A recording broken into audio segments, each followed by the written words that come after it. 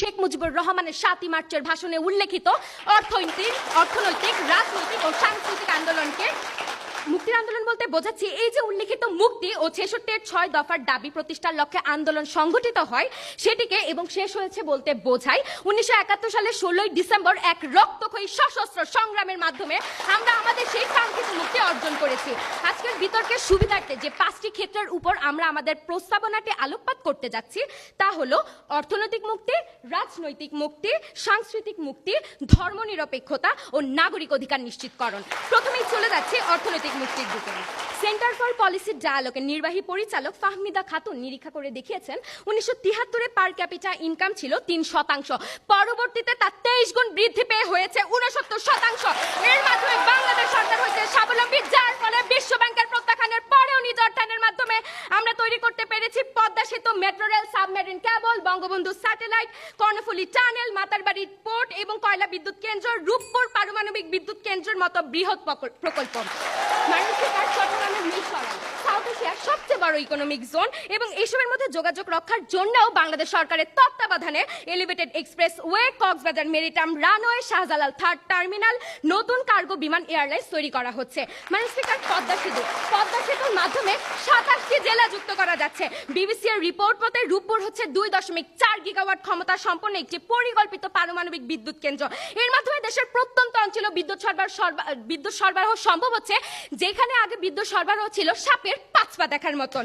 এর মাধ্যমে মানুষ কি হচ্ছে, আমাদের দেশের মানুষ আরো বেশি কর্মক্ষম হয়ে যাচ্ছে, তাদের অর্থনৈতিক হার আরো বেশি বৃদ্ধি পাচ্ছে এবং আমাদের দারিদ্রতার হার কমে যাচ্ছে।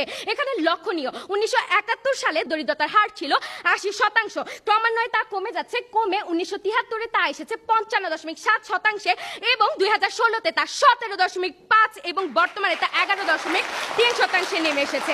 গ্লোবাল হাঙ্গার ইন্ডেক্সের রিপোর্ট অনুযায়ী বাংলাদেশ এক বছরের মধ্যে ১৩ ধাপ এগিয়ে ১০৭ দেশের মধ্যে ৭৫-এ, যার ফলে সাধারণ জনগণের ক্রয় ক্ষমতা বাড়ছে, পুষ্টিকর খাদ্য কেনার প্রবণতা এবং তাদের আয়ু বৃদ্ধি পেয়ে হয়েছে ৭৩.৪ বছর, যা ভারত ও পাকিস্তান থেকে অনেক বেশি। ২০১০-এ গৃহহীনের সংখ্যা ছিল ৩১.৫, ২০১৬-তে তা কমে ২৪.৩ এবং বর্তমানে তা ৫.২-এ নেমে এসেছে। অর্থাৎ বাংলাদেশ স্বাবলম্বী হচ্ছে এবং বাংলাদেশের এসব সাফল্য দেখে পাকিস্তানের প্রধানমন্ত্রী ইমরান খান বেশ খানিকটা আক্ষেপ করেই বলেছেন, আমাকে বাংলাদেশ বানিয়ে দাও। অর্থাৎ আমরা সার্বিকভাবে উন্নয়ন করেছি এবং আমাদের সেই উন্নতির ধারা বজায় রেখে আমরা এখন ব্যক্তি সাধারণ পর্যায়েও আমাদের উন্নতির ধারা অব্যাহত রেখেছি। মাননীয় স্পিকার, ১৯৭১ সালে আমেরিকার একজন অর্থনীতিবিদ বলেছিলেন, যদি বাংলাদেশের উন্নয়ন সম্ভব হয় তাহলে নাকি পৃথিবীর যে কোনো দেশের উন্নয়ন সম্ভব। এবং মাননীয় স্পিকার, বর্তমানে আমার দেশের সরকার তা করতে সক্ষম হয়েছে, আমার দেশের সরকার গড়ের মুখে ফুল ফুটেছে। অর্থাৎ মাননীয় স্পিকার, আমরা বলতে চাই ১৯৭১ সালের ৭ই মার্চের ভাষণে বঙ্গবন্ধু যে সাংস্কৃতিক, অর্থনৈতিক ও রাজনৈতিক মুক্তির কথা বলেছিল, বর্তমানে তা অর্জিত এবং আমার দেশের সরকার তা আরো সমৃদ্ধ করার জন্য কাজ করে যাচ্ছে।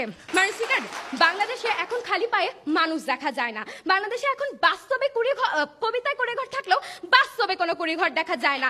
১২ বছর আগে আমরা ক্ষুধা ও দারিদ্র্যমুক্ত বাংলাদেশ বিনির্মাণ করব বলেছিলাম।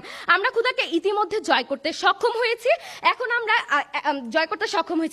মাননীয় স্পিকার, রাস্তাঘাটে বা গলিতে বাড়িতে আমাকে একটু বাসি ভাত দেন না বলতে শোনা যায় না। অর্থাৎ মাননীয় স্পিকার, আমরা সেই বাসি ভাতের সমস্যা বা অন্যান্য সমস্যার সমাধান আমাদের জননেত্রী শেখ হাসিনা গত ১২ বছরের মধ্যেই করতে সক্ষম হয়েছে।